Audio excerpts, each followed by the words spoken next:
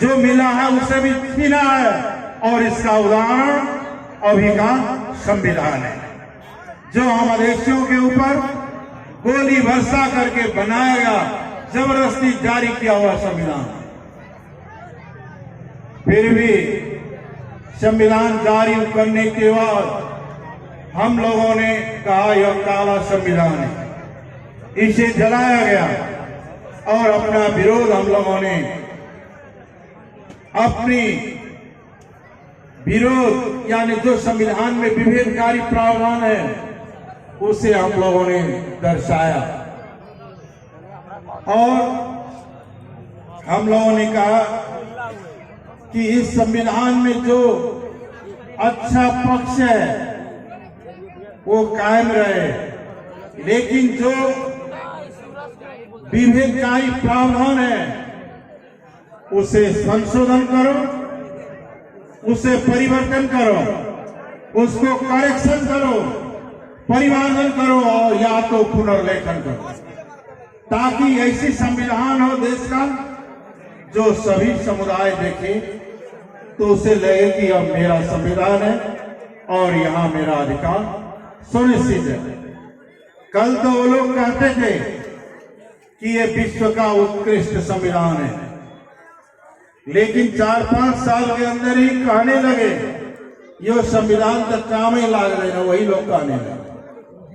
यानी हम लोगों ने जो सवाल उठाया था वो आज सही साबित हुआ। अब सवाल नहीं कि मुल्क के राजनीतिक परिवर्तन को और आगे बढ़ाने का, हमें ये राजनीतिक अस्थिरता और ज्यादातर खेल होने वाले ये शासकीय स्वरूप को बदलना है। ये संसदीय लोकतंत्र नेपाल जैसे कई अल्प विकसित मुल्कों में असफल सिद्ध हो चुकी है। नेपाल में भी देखे होंगे आपने, कभी भी कोई सरकार 5 वर्ष नहीं चली आ सकती, कोई 6 महीना, कोई 3 महीना, कोई 1 साल, कोई 1.5 साल, कोई 2 साल, 2/3 की सरकार भी नहीं चली।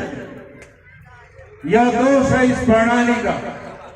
इस प्रणाली को बदला जाए और जनता के द्वारा निर्वाचित प्रत्यक्ष कार्यकारी राष्ट्रपति हो, ताकि गणतंत्र नेपाल में जनता शक्तिशाली और सार्वभौम सत्ता संपन्न जनता है। सार्वभौम जनता का प्रतिनिधि कार्यकारिणी राष्ट्रपति हो और समानुपातिक निर्वाचन प्रणाली के द्वारा सभी समुदाय का समानुपातिक समावेशी संसद बने, और सांसद लोग उस व्यवस्था में सरकार में नहीं जाते। उनका काम नीति कानून बनाना, बजट पारित करना और संसदीय कार्य करना। तभी जाके राजनीतिक स्थिरता होगी और गणतंत्र मजबूत होगा। अभी के निर्वाचन प्रणाली, जो निर्वाचन प्रणाली अपनाया गया है, यह अत्यंत महंगी निर्वाचन प्रणाली है। आप लोग तुमको मालूम होगा कि चुनाव लड़ना आसान नहीं है। बहुत सारे योग्य और सक्षम साथी हम लोगों के साथ है। जब चुनाव की बात करते हैं कि भाई आप जैसे योग्य और सक्षम लोग जनता के बीच में जाएं और योग्य पढ़ा लिखा और सक्षम व्यक्ति निर्वाचित होकर आए ताकि समाज को वो बदल सके, लेकिन उनका मजबूरी होता है देखो भाई हमें तो चुनाव कैसे लड़ेंगे, हमारे पास तो पैसा ही नहीं है। ऐसा लोकतंत्र किस काम का? जो लोकतंत्र केवल पैसे वालों का ही लोकतंत्र अभ्यास कर सकता, ऐसा लोकतंत्र का कोई अर्थ नहीं। लोकतंत्र ऐसी होनी चाहिए, एक गांव वड़ा सदस्य से राष्ट्रपति तक, एक ठेला वाला, रिक्शा वाला, खेत में हल जोतने वाला भी लड़ सके अगर योग्य सक्षम हो और उसे पैसे का जरूरत ना पड़े। यानी वो प्रणाली है समानुपातिक निर्वाचन प्रणाली। दुनिया की 71 देशों में ऐसी प्रणाली है जहां चुनाव में उम्मीदवार का एक पैसा भी खर्च नहीं होता है और पार्टी को भी खर्च नहीं करना पड़ता। लेकिन हमारे जैसे गरीब देश में, विपन्न देश में चुनाव इतनी ज्यादा महंगी हो चुकी है कि सामान्य लोगों के बस की बात नहीं है। तो ये क्या होगा? यह दिन प्रतिदिन बढ़ता जाएगा और एक जमाना आएगा नेपाल में चुनाव वही लड़ सकेगा जिसके पास कई तरह के संपत्ति हो, पैसे हो, और चुनाव लड़ेगा और जाएगा तो फिर भ्रष्टाचार करेगा, फिर चुनाव लड़ेगा, उसी पैसा से फिर बनाएगा। तो इस तरह का धंधा बन जाएगा राजनीति और राजनीतिक पतन हो जाएगा। जब राजनीतिक पतन हो जाती है तो उस वक्त में, ऐसे वक्त में मुल्क जो है वो धराशायी वही जाता है। क्या हुआ? बैठे, कुछ नहीं है।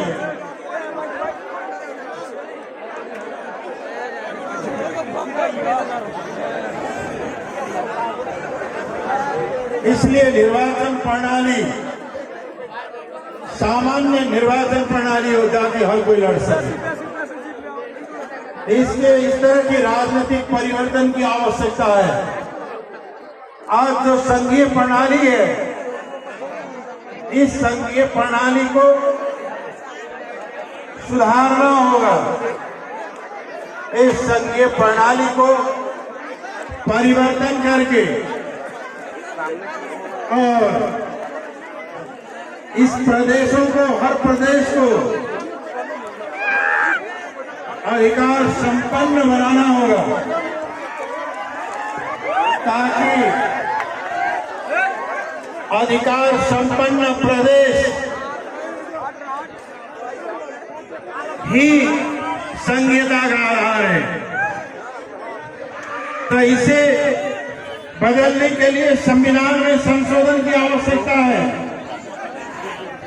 और ये राजनीतिक परिवर्तन अभी पूरा नहीं हुआ है। अब ये राजनीतिक परिवर्तन को पूरा कौन करेगा? कांग्रेस करेगा? नहीं करेगा। ये कम्युनिस्ट पार्टियां चुनावों, ये जो कम्युनिस्ट पार्टियां हैं, ये परिवर्तन को आगे ले जाएगा? नहीं ले जाएगा। केवल जनता समाजवादी पार्टी ही राजनीतिक परिवर्तन को और आगे ले जाना चाहता है।